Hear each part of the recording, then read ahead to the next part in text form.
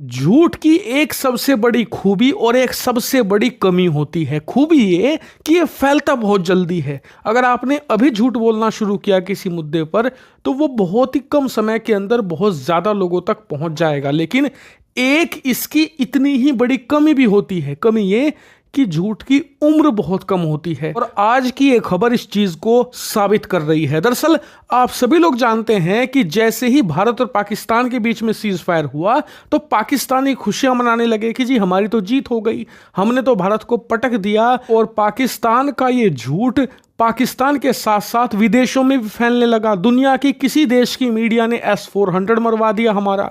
America की media कह रही है कि हमारे 5-7 राफेल लड़ाकू विमान उड़ा दिए। यूरोप की मीडिया कह रही है कि हमारे 10-12 एयरबेस उड़ा कर रख दिए।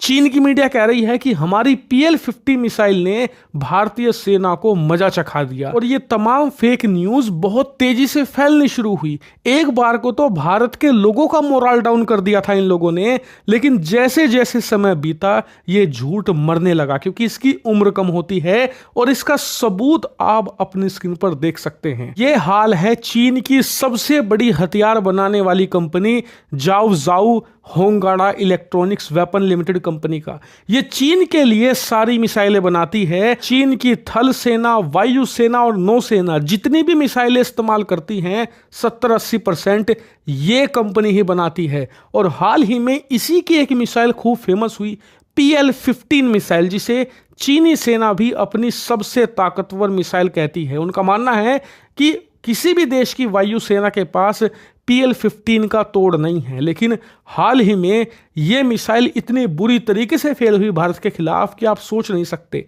लिटरली ये मिसाइल भारत के अंदर कई जगह परफेक्ट कंडीशन में मिली है, यानी कि भारतीय डिफेंस सिस्टम को मारने की जरूरत नहीं पड़ी, खुद ही जमीन पर आकर गिर गई। इतना ही नहीं, एक सिंगल PL-15 भी अपने टारगेट पर जाकर नहीं जा सकी।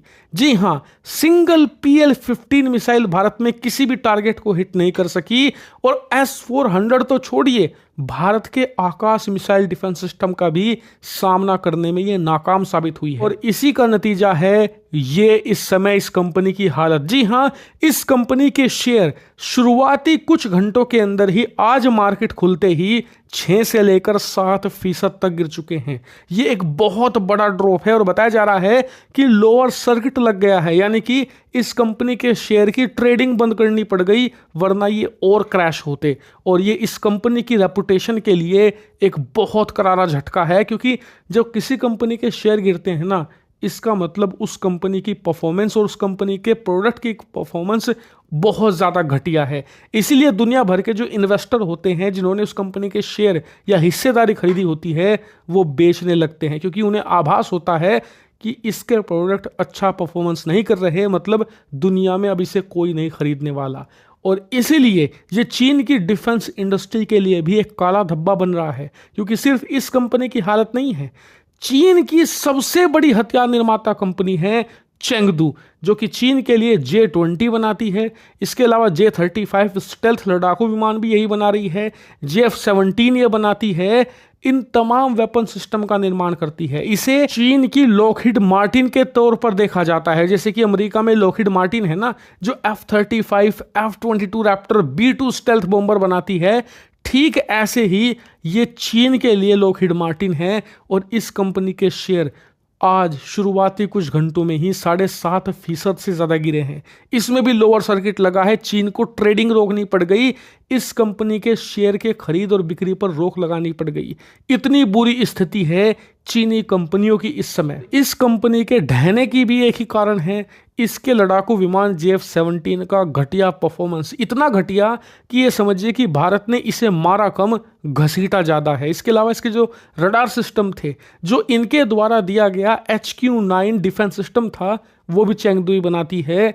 तो इन सब का मिट्टी में मिल जाना चीन की कंपनी को भी मिट्टी में मिला रहा है। लिटरली चीन की डिफेंस इंडस्ट्री ढह गई है इस पिछले 5-6 दिनों के कॉन्फ्लिक्ट में। और आपको सबसे मजे की बात बता दूं कि चीन की जो डिफेंस इंडस्ट्री है वो पहले से बदनाम थी, लेकिन पिछले कुछ सालों में चीन ने खूब मेहनत करी, अपने डिफेंस इंडस्ट्री का खूब मेकओवर किया, अरबों डॉलर पानी की तरह बहाए, वो इस उम्मीद में कि हमारी डिफेंस इंडस्ट्री की छवि चमकेगी, दुनिया भर के देश हमारे हथियार खरीदेंगे, इससे हमारी अरबों डॉलर की कमाई होगी और उस कमाई से हम ऐसे वेपन तैयार करेंगे जो कि अमेरिकी हथियारों को टक्कर दे सके।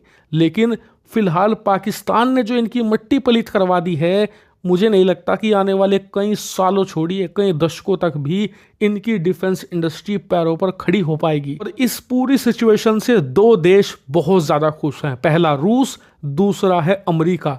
क्योंकि रूस के जो दुनिया भर में हथियारों के ग्राहक थे ना, वो तमाम छीन रहा था चीन। मजे की बात, रूस के ग्राहकों को जो हथियार बेच रहा था ना चीन, वो तमाम रूस की टेक्नोलॉजी को चुरा कर बनाए गए थे। यानी कि एक तो रूस की टेक्नोलॉजी को चुराया और फिर उसके ग्राहकों को भी ये चुराई हुई टेक्नोलॉजी के हथियार वो बेच रहे थे और इससे मोटा मुनाफा कमा रहे थे।